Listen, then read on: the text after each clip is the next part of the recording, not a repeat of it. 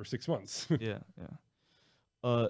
One thing I do want to talk about though that we didn't talk about last time on the last episode is 2008 and what happened there, because we see a lot more bubbles in the stock market or in other liquid assets, but in 2008 that's something that we saw in real estate, and it was a big market crash that happened. And what do you think? Do you think 2008? Before we even get into this, do you think 2008 will happen again in the real estate market? No, definitely not. Definitely not. How come? I mean, the biggest difference between now and 2008 is supply. There was an insane amount of supply back then. Also, banks were doing crazy loans. I mean, bro, honestly, all the time, I always tell people, I wish I was working during the times of 2008. Well, not 2008, Yeah. but leading up to 2008, because shit, those people were giving loans to anyan, Yeah, anything, anything that had a social security number. Yeah. They were giving a loan to. So if you're smart, you know, you're making money in those days. Yeah. There's a lot of people that made a lot of money in 2008. Yeah. Like, and mortgage loan originators, we're not lending our own money. So we're lending someone else's money and making a commission off of it. But back then they had the ninja loans, which I'm sure you've heard of. Yeah. Okay, so tell the people a little bit about the ninja loans. These are the type of loans people were getting back in the day, huh? Yeah, no income, no job, no asset. That's what the ninja loans stood for.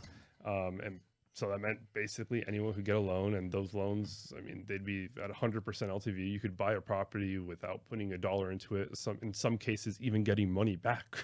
Wow. So the bank was lending you money for the property and then cutting you a check after. That's crazy. How do the banks get to the point of giving a loan? Like, you have to be a little bit dumb to give a loan to a person that has no income, no job, and no assets. Like, how are they gonna pay you back? Yeah. Makes no sense whatsoever. Because everyone was banking on the appreciation. Yeah. They were all speculating on the market. They all thought the market was gonna keep going up. Yeah. For no reason. Yeah. Because there was too much supply, too little people willing to pay those prices, and they just thought it was gonna go up. I mean, I remember seeing the Big Short movie, and it was like a stripper that had like 3 properties or something. Yeah, she was on her fourth one, I think. She might have even had more. Yeah, I think she was saying she was on her 4th or 5th one. Okay, look, if home prices don't go up, you are not going to be able to refinance. And you're going to be stuck paying whatever your monthly payment is once it jumps up after your teaser rate expires. Your monthlies could go up 200-300%. 200% on all my loans? What do you mean all your loans? We're talking about 2 loans on 1 house, right? I have 5 houses and a condo. That's something you actually see a lot in bubbles. I saw it in stocks too, you know, and it's when not necessarily the ordinary person, but when everybody and their mothers is talking about that investment and like nonstop talking about it. Like, like you saw in The Big Short, that's when Michael Burry or the person that was playing Michael Burry at the time sat there, and he saw that the stripper had 5 houses, and he saw that everybody was talking about purchasing a house and how easy it was and how easy it is to make money. And he's like, this is a bubble. This is going to crash. It's going to crash bad. A lot of people are going to lose everything. And I saw it in stocks a couple of years ago when everybody when you saw like a GameStop, you know, all those things happening, the Reddit stocks, all these meme stocks going up, and just everybody and their mother all of a sudden is a stock investing professional. And the same thing with crypto. the crypto. 100%. Crypto. Everybody all of a sudden is a crypto professional. They'll tell you 1,000 reasons why it's going to go up and 0 reasons as to how it could ever go down. Yeah. Right? And that's what happens in bubbles. It's euphoria, right? When you're at that top.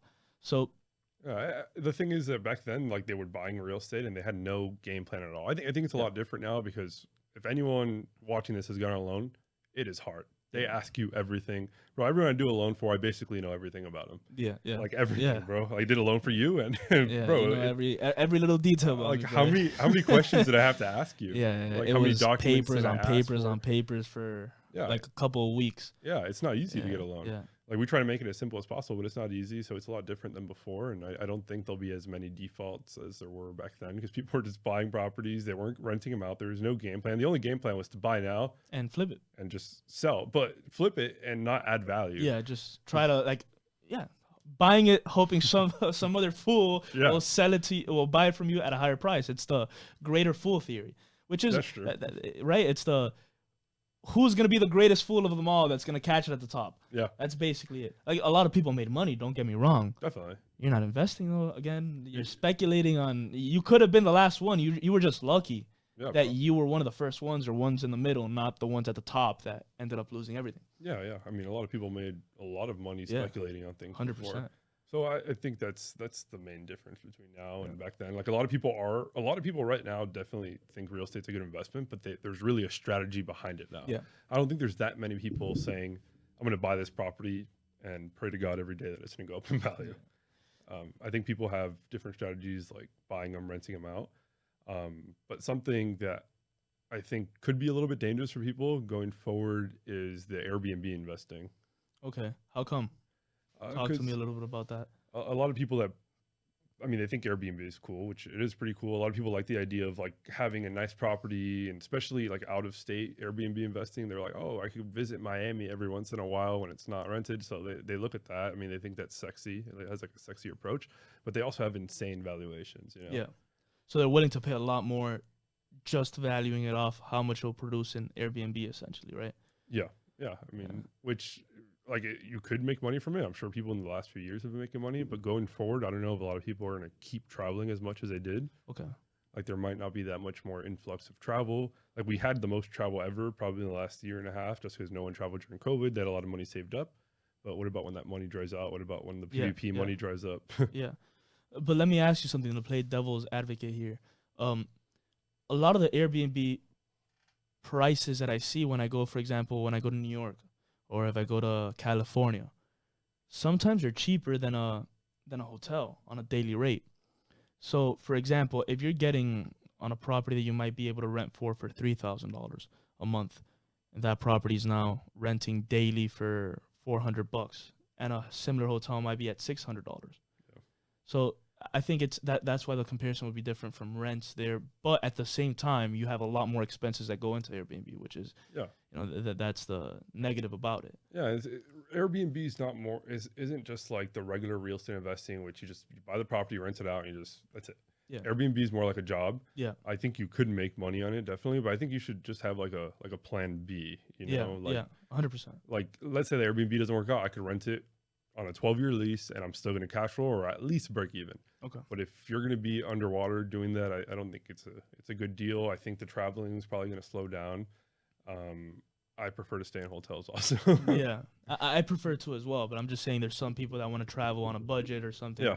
Sometimes Airbnbs are cheaper. Yeah, I mean on a budget it's probably better, but I don't know. I talked to a lot of Airbnb guys and they're like basically buying mansions. Yeah, I've seen that. That's ridiculous. And I know they're not going to cash flow long Yeah. term. Like, I've seen that. That's ridiculous. Like, bro, why not just rent like the penthouse at the Ritz-Carlton and you Yeah. have room service Yeah. and you have everything there. You Have have a whole buffet. Yeah. Have a pool. Have a spa.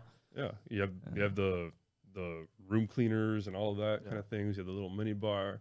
Yeah. So I don't know about it long term. I'm not hating on it. I'm just saying you just got to be careful. You can't just fall in love with those projections. There's a lot of websites now that tell you like an average of what they think it's going to profit you on Airbnb. AirDNA. I've seen that one. Yeah, there's a couple other there's ones. a few other ones. Yeah. The other thing with Airbnb that a lot of people don't understand is that they believe that it's passive, right? But it really isn't. Like you said, it's kind of a job, right? You have to take care of cleaning the apartment or the hotel or the house afterwards. You have to take care of, providing new towels, new bed sheets to the person, to the toilet paper, right? You have to be able to keep all that stuff in stock.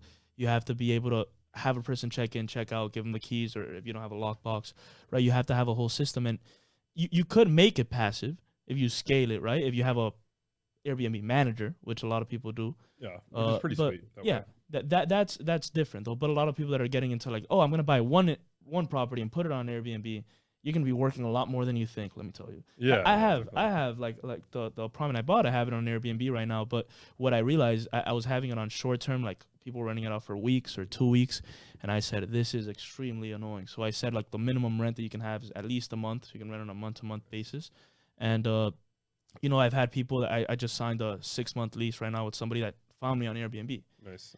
So, I mean, There's benefits to it, but there's also cons to it. But I just think it's different. But I Yeah. see where you're going, right? With people traveling less, it's less luxurious to just go and get an Airbnb property and be able to get the cash flows you were getting last year. Yeah. There's pros and cons to everything, but I don't know. I feel like a lot of people getting into Airbnb investing only see the pros. Yeah. You know, because you're buying a really good looking property in most cases, and you think you can make a ton of money, which isn't the case. But there's a lot more maintenance than they see. Like if your toilet gets clogged, like Yeah. who do they call? And the guy's staying there right now, like for this weekend or something. You can't wait till Monday to send the plumber out. Yeah. You have to send them right there and then. And then also for Airbnbs, for condos, I'm really opposed to it just because the condo associations could change their governing laws at any point. Yeah. Like you could have bought that condo with the hopes and dreams of Airbnb it. The day you close on it, they say no more Airbnbs here, no more short-term rentals. Yeah. So you're at their mercy. And we've seen that a lot, right? In the happened. beach, it's happened in Miami Beach. It's happened downtown a lot, where people bought these apartments or these condos at crazy valuations just because they had the hope of renting it on Airbnb, and then all of a sudden, 4 months later, no more Airbnb allowed. Yep. Now what? You can rent it out for maybe 60% of what you were getting on Airbnb, and now you're negative a couple $100 a month Negative in cash flow. thousands sometimes. Negative thousands sometimes, yeah. So it's risky in certain ways. Yeah. I do think though, like if you could buy the property and you're in a cash flow on a 12-month lease and you just want to experiment with Airbnb, go for it. Do it.